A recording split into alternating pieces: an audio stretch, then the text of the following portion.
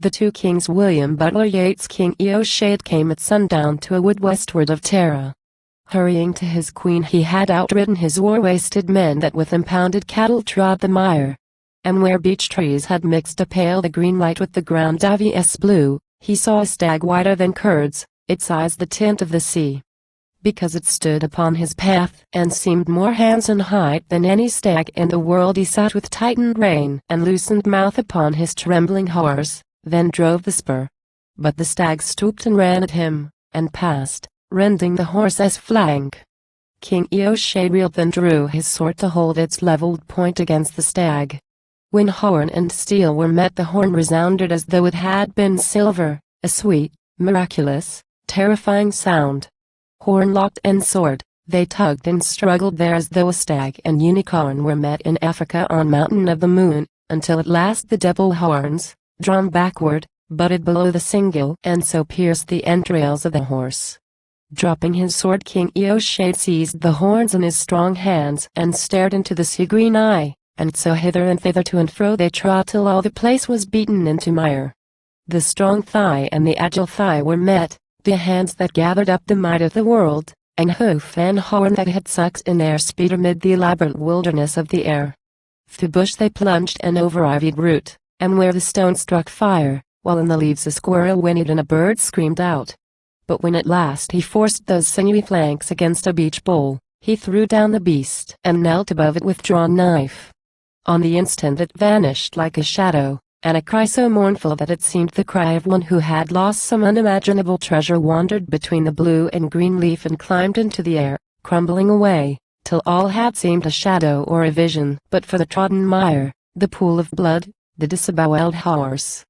King Eochaid ran, toward peopled Tara, nor stood to draw his breath until he came before the painted wall, the posts of polished yew, circled with bronze, of the great door. But though the hanging lamps showed their faint light through the unshuttered windows, nor door, nor mouth, nor slipper made a noise, nor on the ancient beaten paths, that wound from wellside or from ploughland, was there noise. And there had been no sound of living thing before him or behind, but that far off on the horizon edge bellowed the herds. Knowing that silence brings no good to kings, and mocks returning victory, he passed between the pillars with a beating heart and saw where in the midst of the great hall, pale-faced, alone upon a bench, a dame sat upright with a sword before her feet. Her hands on either side had gripped the bench, her eyes were cold and steady, her lips tight. Some passion had made her stone. Hearing a foot she started and then knew whose foot it was. But when he thought to take her in his arms she motioned him afar, and rose and spoke. I have sent among the fields or to the woods the fighting men and servants of this house, for I would have your judgment upon one who is self-accused. If she be innocent she would not look in any known man's face till judgment has been given, and if guilty, will never look again on no man's face. And at these words he paled, as she had paled, knowing that he should find upon her lips the meaning of that monstrous day. Then she, ye brought me where your brother Arden sat always in his one seat, and bid me care him through that strange illness that had fixed him there, and should he die to heap his burial mound and carve his name in Ogham. Eochaid said, he lives and is a healthy man. While I have him and you it matters little what man you have lost, what evil you have found. I bid them make his bed under this roof and carried him his food with my own hands, and so the weeks passed by. But when I said what is this trouble? He would answer nothing, though always at my words his trouble grew. And I but asked the more, till he cried out, weary of many questions, there are things that make the heart akin to the dumb stone. Then I replied, although you hide a secret, hopeless and dear, or terrible to think on, speak it, that I may send through the wide world for medicine. Thereon he cried aloud, day after day you question me, and I, because there is such a storm amid my thoughts I shall be carried in the gust, command, forbid, beseech and waste my breath. Then I, although the thing that you have hid were evil, the speaking of it could be no great wrong, and evil must it be, if done 'twere worse than mount and stone that keep all virtue in, and loosen on us dreams that waste our life, shadows and shows that can but turn the brain. But finding him still silent I stooped down and whispering that none but he should hear, said, if a woman has put this on you, my men, whether it please her or displease, and though they have to cross the Laughlin waters and take her in the middle of armed men, shall make her look upon her handiwork, that she may quench the rick she has fired. And though she may have worn silk clothes, or worn a crown, she'll not be proud, knowing within her heart that our sufficient portion of the world is that we give, although it be brief giving, happiness to children and to men. Then he, driven by his thought beyond his thought, and speaking what he would not though he would, sighed, "You, even you yourself, could work the cure." And at those words I rose and I went out, and for 9 days he had food from other hands, and for 9 days my mind went whirling round the one disastrous zodiac, muttering that the immedicable mound is beyond our questioning, beyond our pity even.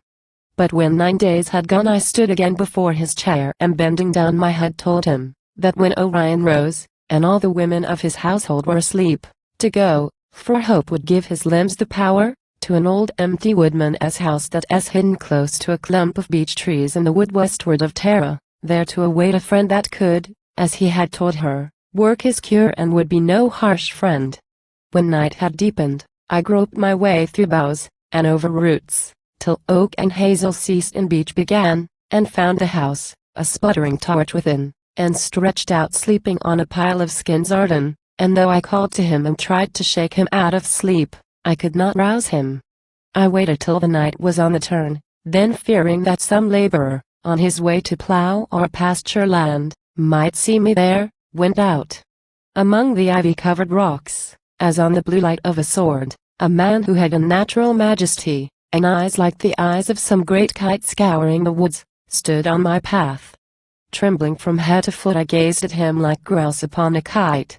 But with a voice that had unnatural music, a weary wooing and a long, he said, speaking of love through other lips and looking under the eyelids of another, for it was my craft that put a passion in the sleeper there, and when I have got my will and drawn you here, where I may speak to you alone, my craft sucked up the passion out of him again and left mere sleep. He'll awake when the sun wakes, push out his vigorous limbs and rub his eyes, and wonder what has ailed him these 12 months. I cowered back upon the wall in terror, but that sweet-sounding voice ran on, "Woman, I was your husband when you rode the air, danced in the whirling foam and in the dust, in days you have not kept in memory, being betrayed into a cradle, and I come that I may claim you as my wife again." I was no longer terrified, his voice had half awakened some old memory, yet answered him, "I am King Eoshade's wife, and with him have found every happiness women can find." With a most masterful voice, that made the body seem as it were a string under a bow, he cried, "What happiness can lovers have that know their happiness must end at the dumb stone? But where we build our sudden palaces in the still air, pleasure itself can bring no weariness, nor can time waste the cheek, nor is there foot that has grown weary of the whirling dance, nor an unlaughing mouth, but mine that mourns, among those mouths that sing their sweethearts' praise, your empty bed."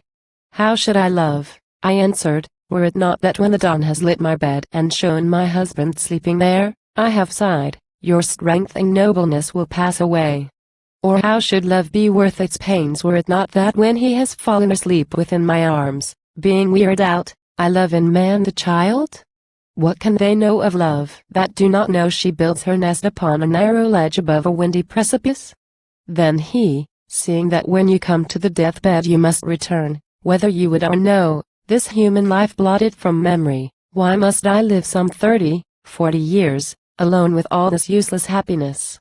Thereon he seized me in his arms, but I thrust him away with both my hands and cried, "Never will I believe there is any change can blot out of my memory this life sweetened by death, but if I could believe that were a double hunger in my lips for what is doubly brief." And now the shape, my hands were pressed to, vanished suddenly. I staggered, but a beech tree stayed my fall, and clinging to it I could hear the cocks crow upon Tara. King Eoshade bowed his head and thanked her for her kindness to his brother, for that she promised, and for that refused. Thereon the bellowing of the impounded herds rose round the walls, and through the bronze ring door jostled and shouted those war-wasted men, and in amidst King Eoshade's brother stood. He'd heard that din on the horizon's edge and ridden towards it, being ignorant,